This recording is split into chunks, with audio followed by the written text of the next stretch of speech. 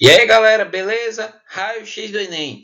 Nessa ideia aqui, vamos trabalhar uma questão do Enem e, a partir dela, discutir alguns temas que são cobrados dentro da prova do Enem. Tá chegando a hora, tá chegando a hora. Então, vamos aqui rever, revisar as informações, tá? Na primeira situação vamos ver qual o tema que eu quero abordar nesse momento. Aqui eu estou falando, então, dos ciclos biogeoquímicos. Esse trecho aqui, se tu ler e compreender de forma simples e clara na tua cabecinha, sinaliza que você está bem preparado para o Enem. Tá? Se você entende os processos que estão descritos nesse trecho, você tá fera, tá afiado. Que viria a ser, vou ler a parte negrita, tá? Os átomos do seu corpo retornam à atmosfera, água ou solo, pela ação dos decompositores. A decomposição reabastece os estoques de nutrientes inorgânicos que as plantas e outros autótrofos utilizam para formar sua nova matéria orgânica. Se você entende o que eu estou falando, quais os processos que dependem, que são necessários para que isso ocorra, você está bem na prova. Você vai sair bem na prova, melhor dizendo. Vamos lá. Vamos falar então dos ciclos biogeoquímicos, que é o que quer dizer essa frase em questão, tá? Esse trecho em questão. Voltei. Agora aqui a questão de 2013, tá? Nessa questão aqui, vou fazer a leitura rápida dela, tá? Algumas estimativas apontam que, nos últimos 100 anos, a concentração de gás carbônico na atmosfera aumentou em cerca de 40%, devido principalmente à utilização de combustíveis fósseis pela espécie humana. Alguns estudos demonstram que essa utilização em larga escala promove o aumento do efeito estufa. Outros fatores de origem antrópica que aumentam o efeito estufa são Vamos lá. Primeira coisinha que eu quero chamar a atenção, meus queridos e queridas, fez a primeira leitura, já marca aquilo que te chama a atenção, tá? Você já faz uma marcação rápida, tá ok? Claro que tem outra dica, né? Lembrei. Outra dica bacana. Antes de iniciar o texto, tá? A leitura do texto, leia o comando. Pode ser que, ao fazer essa leitura do comando e passar para o texto, te ajuda a desenvolver o raciocínio um pouquinho mais rápido, tá? É uma dica, ok? Vamos lá. Então, nessa questão aqui, eu fiz questão de marcar dessa maneira os pontos que são importantes para eu desenvolver a questão, tá? Concentração de gás carbônico na atmosfera aumentou em cerca de 40%, principalmente a utilização de combustíveis fósseis. Então, esse trecho marcado aqui, ele está ligado a um dos ciclos. Qual o ciclo em questão? Do carbono, tá? Então, para eu poder responder essa questão, eu tenho que ter na minha cabecinha como funciona o ciclo do carbono, tá? Esse ciclo do carbono ele vai afetar diretamente na condição do efeito estufa. Lembrando que esse termo efeito estufa, hoje, ele evoluiu, vamos dizer assim. Hoje nós entendemos como mudanças climáticas, que um dos problemas é o efeito estufa. Tá? Então, antigamente, há uns anos atrás, décadas atrás, a gente tinha toda aquela problemática relacionada ao aumento de dióxido de carbono na atmosfera que iria promover o aquecimento global. Hoje eu entendo que existe um aquecimento global, mas, dependendo da posição, né, a sua localização, pode ocorrer outros problemas. Daí a ideia de mudanças climáticas, tá? Ou seja, você pode ter alteração para aumento de temperatura ou para queda de temperatura, dependendo da circunstância, tá? É bom ter isso em mente. Então, nessa situação antes de eu resolver essa questão, eu vou falar um pouquinho sobre o ciclo, tá? Após a minha fala sobre o ciclo, a gente observa qual seria o item correto, para tentar aprofundar mais nos itens que são apresentados e o conteúdo que é exigido da questão, tá? Bom, aqui eu tenho a presença do ciclo, onde eu vou observar dentro do ciclo do carbono, eu vou ter a fotossíntese, a respiração celular, a decomposição e a ação antrópica dos homens. Tá? A ação antrópica seria toda e qualquer alteração promovida pelo homem, pelo ser humano. Tá? Então, veja que no centro dessa ilustração, a gente entende como o CO2 a parte essencial. Claro que quando eu falo CO2, gás carbônico, eu estou focando no carbono. Toda e qualquer fonte de vida do nosso planeta hoje, nós entendemos que na sua composição essencial, básica, existe carbono. tá? Então não há como eu não detalhar esse ciclo, ok? Então, para ter uma compreensão desse ciclo, eu preciso saber um pouquinho o que é fotossíntese, respiração celular, decomposição. E a ação antrópica, ela entra também na jogada, só que a ação antrópica, ela acaba influenciando no funcionamento do ciclo de forma natural, na forma natural, melhor dizendo, tá? Então, nesse processo, pessoal, a gente vai observar a fotossíntese, tá? No caso, a fotossíntese, você deve compreender que ela é realizada por seres autotróficos, certo? Esses seres autotróficos são capazes de produzir seus nutrientes, tá? Eles são capazes de produzir seus nutrientes. Só que para eles poderem realizar esse processo, eles precisam captar, ou seja, eles precisam absorver o dióxido de carbono. Ao absorver o dióxido de carbono, eles realizam atividades metabólicas relacionadas ao anabolismo, ou seja, a construção de moléculas, principalmente o carboidrato. Uma vez que eles construem esse carboidrato, eles conseguem armazenar energia, ok? Ao armazenar energia, na necessidade, eles conseguem converter esse carboidrato em energia para ser funcional. Tá? Na ilustração, você observa claramente os cloroplastos e as mitocôndrias. São duas peças-chave para esse processo, principalmente dentro dos organismos que realizam a fotossíntese. Lembrem, organismos que podem realizar a fotossíntese apresentam da sua composição cloroplasto, ou essencialmente a clorofila, que é uma pigmentação que permite a realização da fotossíntese, tá? De forma simplificada, tá? Então, nesse processo da fotossíntese, eu tenho a absorção do dióxido de carbono e a liberação do oxigênio, tá? Em contrapartida, quando eu libero o oxigênio, eu tenho a liberação também de ATP para as minhas atividades físicas a partir do processo de respiração celular. Lembre, na fotossíntese, a gente tem como parte essencial o sequestro de carbono. O carbono ele será absorvido. Lembrando que esse carbono ele sempre esteve presente na nossa atmosfera, tá? De forma natural. É uma ação que foi construída devido a alterações do nosso planeta Terra durante milhões e milhões de anos, tá? Não vamos aprofundar muito aqui para não ficar extenso. Então, quando eu observo essa situação da fotossíntese, eu vejo que é complementar a respiração celular, por parte, por exemplo, dos vegetais. A fotossíntese permite a construção de moléculas orgânicas que servirão de combustível, tá? Nesse caso, esse combustível tem que ser convertido, transformado. Quem realiza? A mitocôndria. Então, ela que vai atuar fazendo o quê? A transformação. Nesse caso, então, observe nesse quadrinho que surgiu agora na tela de vocês. Compostos orgânicos mais o oxigênio permitem a liberação de dióxido de carbono, água e energia, ok? Dióxido de carbono, água e energia. Nós, seres humanos, ao realizarmos a respiração celular, nós vamos promover a liberação de gás carbônico, água e a energia. Energia para a nossa atividade em questão, tá? Nessa situação, lembre que a respiração celular inicia quebrando a glicose, uma das moléculas essenciais. E ao final do processo da quebra da glicose, aí, muriçoca, ela acaba gerando essa situação inversa da fotossíntese, certo?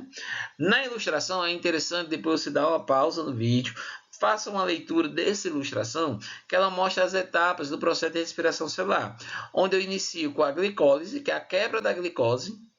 Essa glicose sendo quebrada, ela libera o ácido pirúvico, que vai ser direcionado para a mitocôndria. A glicose ocorre dentro do citoplasma, no citoplasma, melhor dizendo.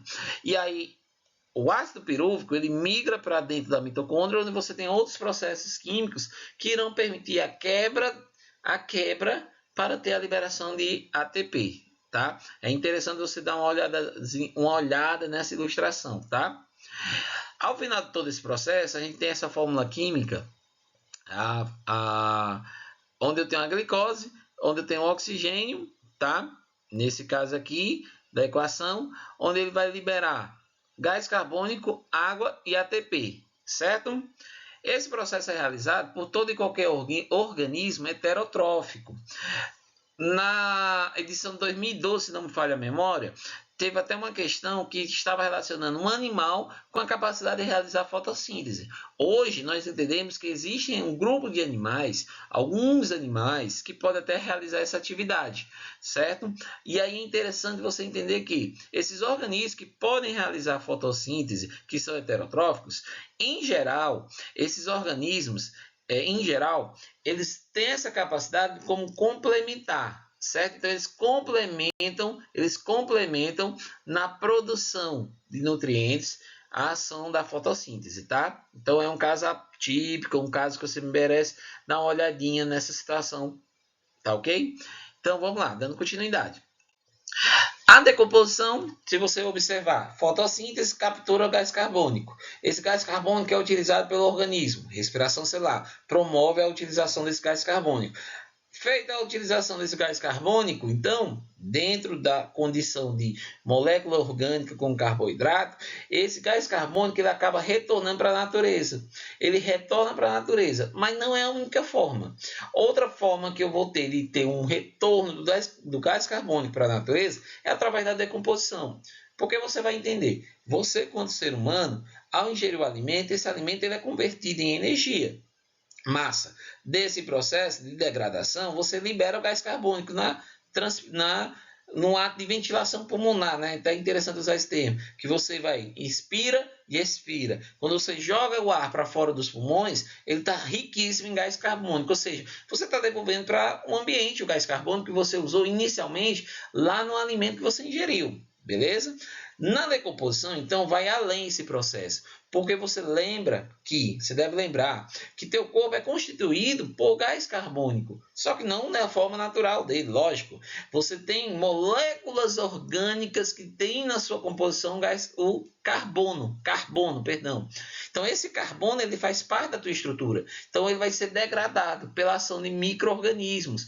Fungos, bactérias vão quebrar, vão desmanchar essas moléculas orgânicas e ao final desse processo liberar a forma gasosa do gás carbônico, ou monóxido de carbono ou metano, dependendo do processo em questão, tá? Então, decompositores como bactérias e fungos quebram a matéria orgânica, liberando dióxido de carbono. Em alguns casos, eu tenho metano que pode ser liberado também, tá? É a forma que o gás carbônico, ou especificamente nesse caso, né, o carbono retorna para a natureza. Lembra? É um ciclo. Eu preciso manter essa roda, essa engrenagem girando, tá? Manter ela girando, ok?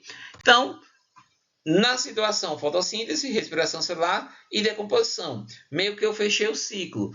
Porém, o homem, devido ao seu avanço tecnológico, devido ao seu avanço dentro da sociedade, ele é capaz de realizar alterações, modificações, tá? No meio ambiente.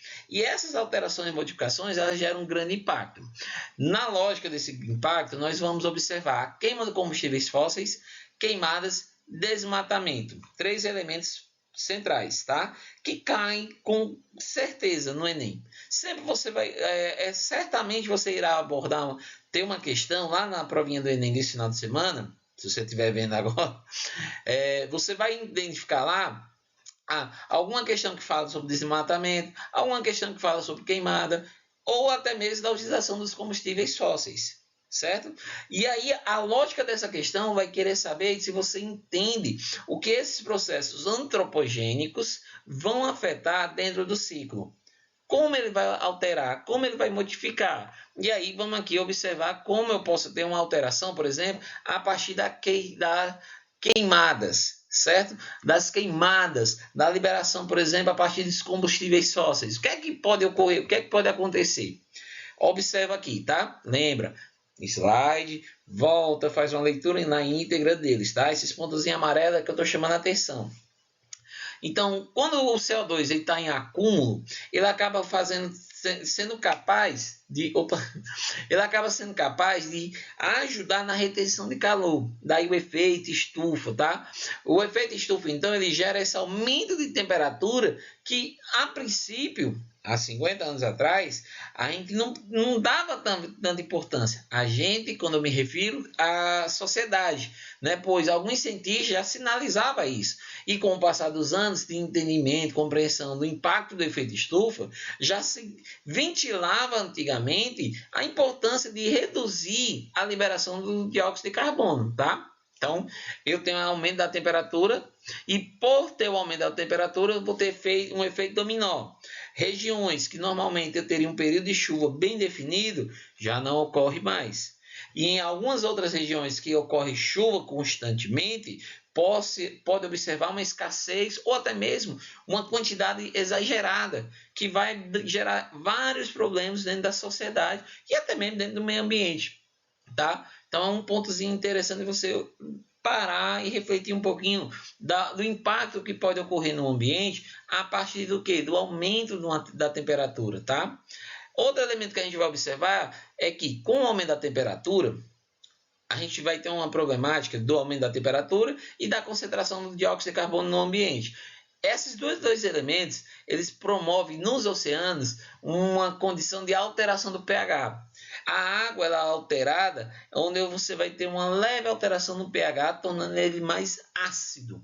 Essa acidez acaba afetando alguns micro-organismos que, por sinal, vivem em harmonia com os recifes de corais. Tá? Então, já foi tema de prova também, já foi tema de questão também essa situação da acidificação oceânica. Então, fique esperto. Quando você tem um aumento de CO2 na atmosfera, um impacto que pode ocorrer nos oceanos é a sua acidificação. A acidificação promove o branqueamento dos corais. Esse branqueamento sinaliza o quê? A morte de micro-organismos que vivem em uma relação mutualística, ou seja, em parceria com os corais.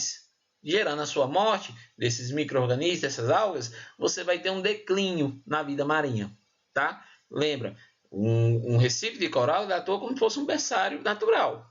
Ok? E o outro ponto que eu preciso observar é, quando eu falo que o dióxido de carbono está em alta concentração, eu posso ter um problema seríssimo na própria fotossíntese. Tá? Eu posso ter um problema sério na fotossíntese, como também na respiração de seres vivos. Nesse caso aqui, você vai observar em termos de poluição do ar, o quanto a poluição do ar pode afetar. Lembra? A questão dos combustíveis fósseis, eu também tenho uma situação atrelada à questão da industrialização. Indústrias trazem um avanço econômico ou trazem um avanço financeiro? Sim.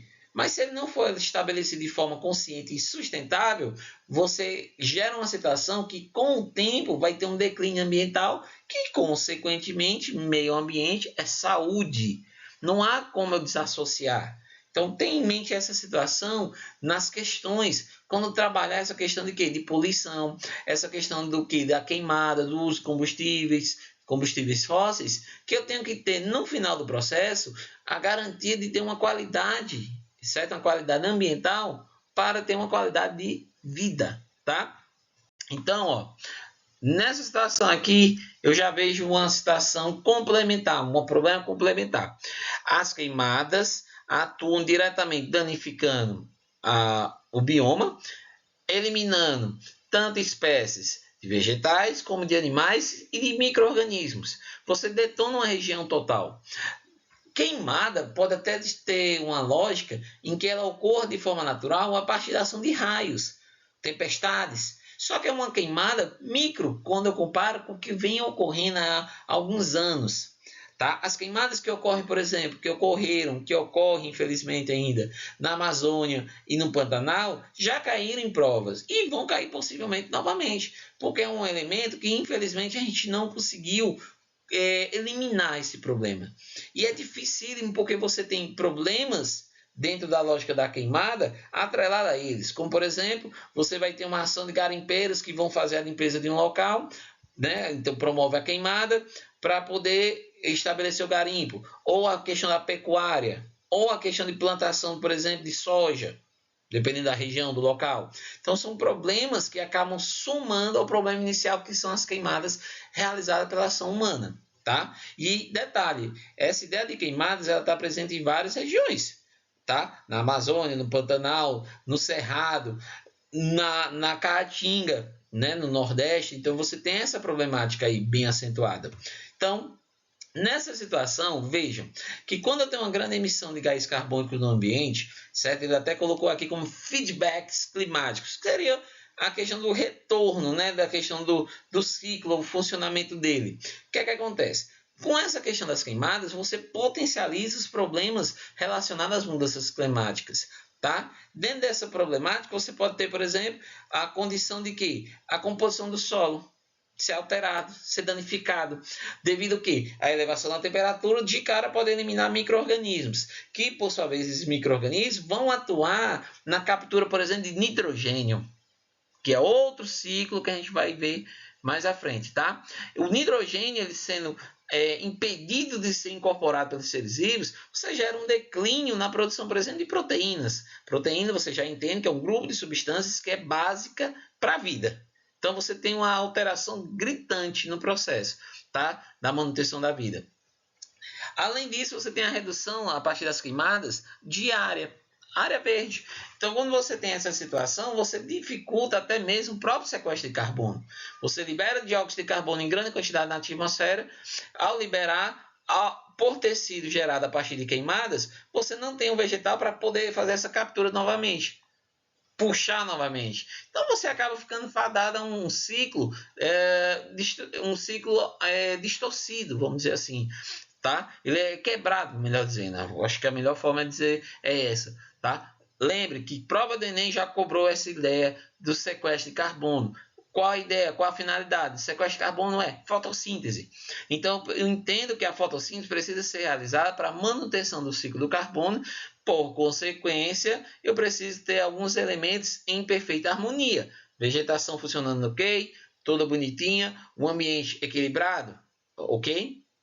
Tranquilo? Tranquilo? Espero que tenha dando para captar as ideias. Lembrando, aqui eu estou sendo um pouco rápido, mas pausa, faz a leitura desse material, tá? Para te ajudar a compreender essas informações de forma mais intensa, tá? Um outro problema é eu tenho a questão do uso dos combustíveis fósseis. Tem o uso da questão, o problema relacionado às queimadas. E surge agora o desmatamento. Seja o desmatamento direto ou indireto. Indireto, quando eu digo a questão da queimada, porque você desmata uma região. E direto, partindo da lógica de que vai lá o camarada, corta tudo, zera tudo para fazer plantio, ou muitas vezes nem plantio é para ser realizado, é para fazer a extração da madeira, por exemplo. Então, existem alguns problemas que a gente vai observar dentro dessa situação do desmatamento, tá? O desmatamento, assim como as queimadas, também pode degradar o solo. Ele pode promover o que a gente entende como a erosão, que aí essa ilustração, ela define claramente isso, tá? Você vê que essa formação que tem aí, dessa queda, acaba prejudicando, por exemplo, a possibilidade do solo em absorver água da chuva, porque com essa erosão você acaba criando vales em que com a chuva, né, quando ela acontece, a água, ao invés dela ficar retida, ela acaba correndo, ela acaba seguindo um percurso que não deveria e acaba fazendo com que a região que necessitava de água não vai conseguir reter, tá? Então ela acaba sendo afetada no processo. Quando esse desmatamento ele é contínuo, ele também pode gerar um processo que a gente entende por desertificação. A desertificação seria uma forma em que o ambiente ele não consegue mais se recuperar, certo? Entenda que um planeta é um ser vivo, partindo da lógica das atividades que ele pode realizar. Então, se tem um desmatamento, se ocorre uma queimada por ação de raios, né, de forma natural, aquela vegetação ela consegue se recuperar, ela consegue ter uma regeneração e retomar a vida, vamos dizer assim. Só que quando ocorre a desertificação, é como se eu anulasse essa capacidade. E dependendo da circunstância, a ação humana ela é intensificada nesse processo. Tá? O desmatamento ele pode gerar essa situação, ou até mesmo o uso indevido do solo. Devido ao uso indevido do solo para a questão de monocultura, você pode chegar a um ponto de que a qualidade do solo ficar tão destruído a poder não ser capaz de dar manutenção para outros vegetais, tá? Então, assim, como eu posso dizer, o plantio, ele é necessário. Eu preciso produzir alimento. Só que ele tem que ser sustentável. Ele tem que ser inteligente. Tá? Ele tem que ser inteligente. Tá? Então, nesse processo aqui de desertificação, lembra que um problema, infelizmente, conecta com o outro. Se eu tenho um problema da desertificação em que eu perco toda a camada vegetal, afetando até mesmo no ciclo da água, eu também vou ter um problema diretamente com os organismos que ali vivem, que estão presentes. Tá? Então, é interessante eu ter essa compreensão, ok? Pois bem, retomando então aqui a questão, a gente vai observar. Como havia dito anteriormente, ele quer saber quais fatores contribuem com o efeito estufa. Vamos lá. Na letra A, certo? Ela diz chuva ácida e destruição da camada de ozônio.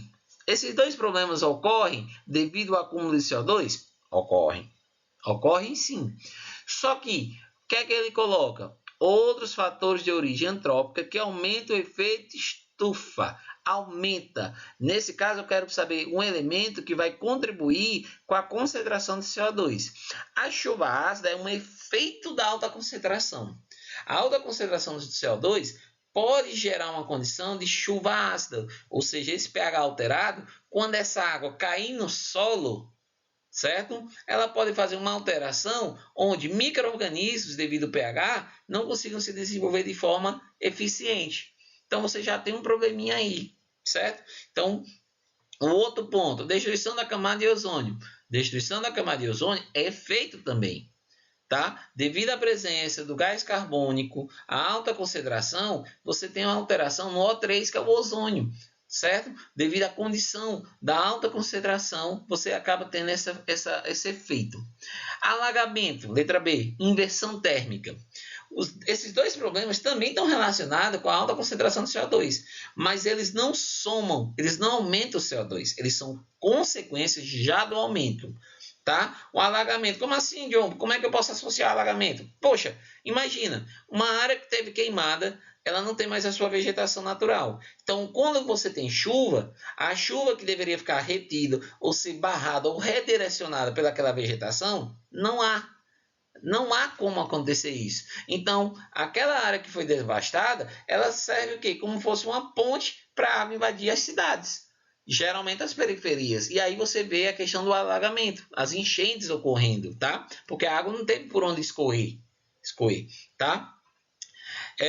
Em seguida tem a erosão. Erosão, falei há pouco, né? A erosão, a gente tem a situação gerada pelo desmatamento, principalmente. Tá? Então, desmatamento gera erosão, ou seja, o solo é danificado, e extinção das espécies, efeito dominó, do mesmo jeito. Poluição das águas e do solo, problema ambiental, mas eu não tenho uma liberação de CO2 aqui sendo contribuída, né? Tendo uma contribuição. O último, queimadas e desmatamento. Tá? John, como é que o desmatamento ele vai contribuir? Queimada nós entendemos. Mas como é que o desmatamento ele vai contribuir, cara? Pô, quando eu corto uma árvore, como é que ela vai contribuir na concentração de CO2, tio? Quando eu corto a árvore, ela não está liberando CO2? Exato. Mas eu tenho que me ligar. O que é o sequestro de carbono? É a capacidade do organismo que realiza a fotossíntese capturar, tirar o CO2 da atmosfera. Se eu tenho desmatamento, eu não tenho essa situação. Eu não tenho essa ação. Deu para entender a lógica? Então, não vou conseguir retirar o gás carbônico. Consequentemente, ele vai aumentar mais ainda a atmosfera. Então, os elementos que eu estou procurando aqui na questão são queimada e desmatamento. São dois elementos que vão contribuir com o aumento do CO2. Esse aumento de CO2 ele vai causar o efeito estufa. Tá?